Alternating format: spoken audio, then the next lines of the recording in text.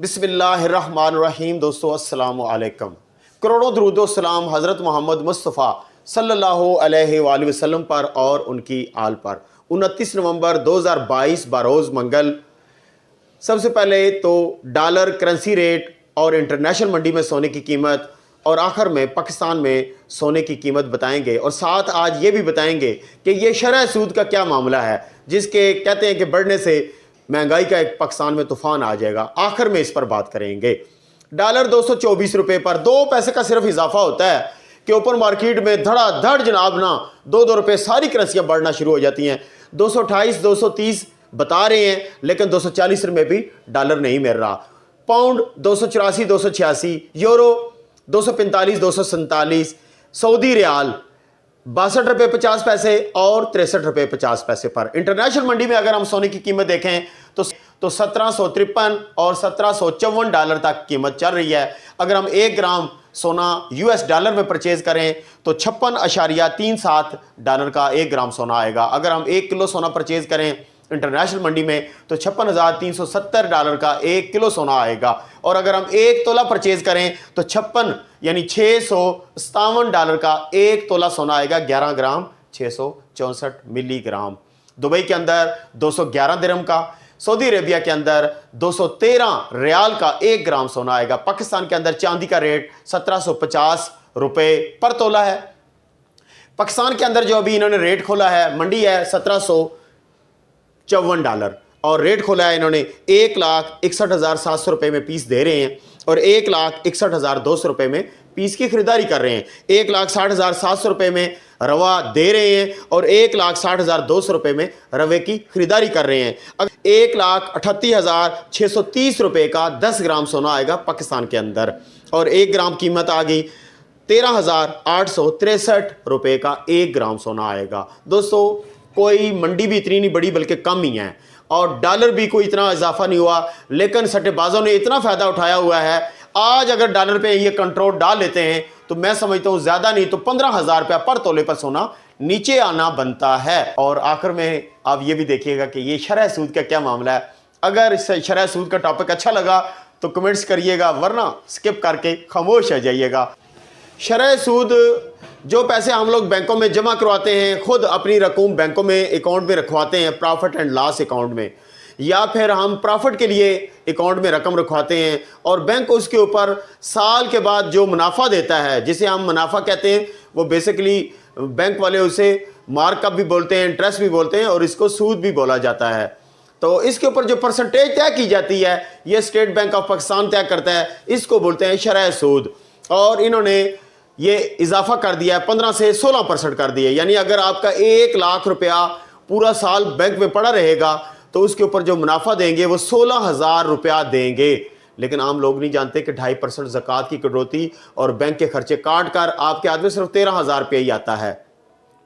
अब हम बात करते हैं कि हुकूमत को इसका क्या फ़ायदा होगा। हुकूमत ये चाहती है कि लोगों को ज़्यादा से ज़्यादा बेनिफिट दिया जाए, यानी उन्हें प्रॉफिट का लालच दिया जाए।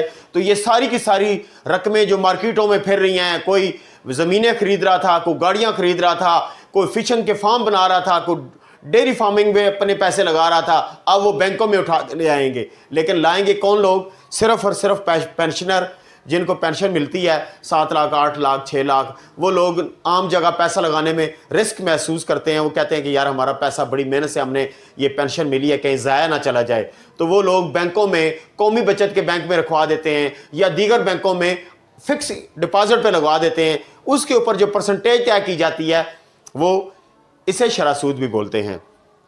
अब इससे नुकसान क्या होगा? इससे नुकसान यह होगा कि मार्केटों से जब पैसा उठ जाएगा तो कारोबारों में भी मजीद तंगी आ जाएगी लोगों। अब वरना यह होता था कि जब मार्केट में पैसा फैला हुआ होता था, बाजार में फैला हुआ होता था, तो कुछ ना कोई छोटा मोटा कारोबार चल रहा होता था। जब सारे पैसे बैंकों में चले जाएंगे और बैंकों वालों से आसान एक साथ के ऊपर यानी कम मार्कअप के ऊपर हुकूमत पैसे ले लेगी तो पैसा तो बाउंड हो गया ना। बैंक में पैसा पड़ा हुआ बेकार होता है। आप खुद सोचें कि 1 लाख रुपया अगर आपका पूरा साल पड़ा रहे बैंक के अंदर तो वो आपको 16,000 रुपया देंगे, 3,000 रुपया ज़कात और ख़र्चा काट कर 13,000 रुपया आपके हाथ आएगा।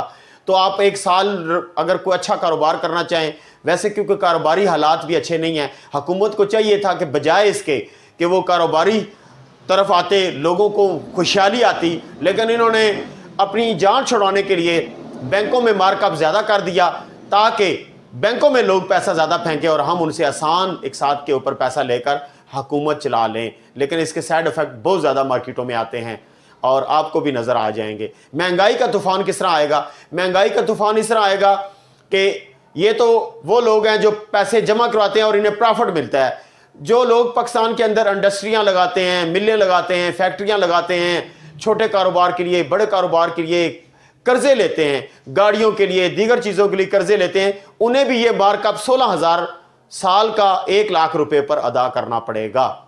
जब ये मार्कअप ज़्यादा देंगे, 1% और बढ़ गया, अभी जब 15 से 16 हो गया, तो ये सारे का सारा आवाम के ऊपर बोझ पड़ेगा, महंगाई बढ़ेगी। क्योंकि हुकूमत ने ये सोचा हुआ है कि जब हम लालच देंगे तो ज़्यादा से ज़्यादा लोग बचत करके पैसा बैंक में जमा कराने की कोशिश करेंगे, लेकिन आम तो पैसा नज़र नहीं आएगा। आपने देखा होगा कि मुशर्रफ दौर में ग़ालिबन ये 2005, 6, 7, 8 के दरमियान की बात है कि मार्कअप 6% हो गया था, यानी 1 लाख रुपए आप साल का जमा करवाते थे तो आपको 1 लाख रुपए के ऊपर 6,000 रुपया टोटल मिलता था। तो सारे लोगों ने, आवाम ने पैसा उठाया और बाहर ले आए। ये सतह मुर्तफा पोठोहार के इलाका में, मुज़ाफ़ात में ज़मीन, बंडर, पहाड़ियाँ, छोटियाँ मड़ियाँ बिक गई, यानी लोगों ने पैसा उठाया और ज़मीनों में डाल दिया, कोई गाड़ियों में डाल दिया, कई लोगों ने फिशिंग फार्म बनवा लिए, कई ने डेयरी फार्म बना लिए। तो क्या हुआ, बैंकों से पैसा हट गया, उस वक्त खुशहाली थी, डॉलर 64 रुपये का चल रहा था। तो बहरहाल ये जो शरह सूद में इजाफा किया गया, एक लालच अवाम को दिया गया है। देखते हैं इससे हुकूमत क्या फ़ायदा उठा सकती है। हुकूमत ये चाहती है कि हम जिस तरह IMF से कर्जा लेते हैं, वर्ल्ड बैंक से लेते हैं, अब वो अपने सरकारी बैंकों से कर्जा लेंगे, प्राइवेट बैंकों से लेंगे, लेकिन पाकिस्तान वालों से लेंगे। और पाकिस्तानी बैंक ये खुशी महसूस करते हैं कि यार हमें सरकार को पैसा देने में तंगी नहीं होती, क्योंकि इनका पैसा हमें मिल जाता है और प्रॉफिट भी पूरा पूरा मिलेगा। तो बहरहाल दोस्तों, आपके सामने ये मैंने पूरी बात रख दी है। अगर कोई सवाल इस बारे में पूछना हो तो कमेंट सेक्शन में जाइएगा, पूछिएगा। दुआ में याद रखिएगा, नारा लगाते हैं पाकिस्तान के लिए, पाकिस्तान जिंदाबाद, पाक फौज जिंदाबाद।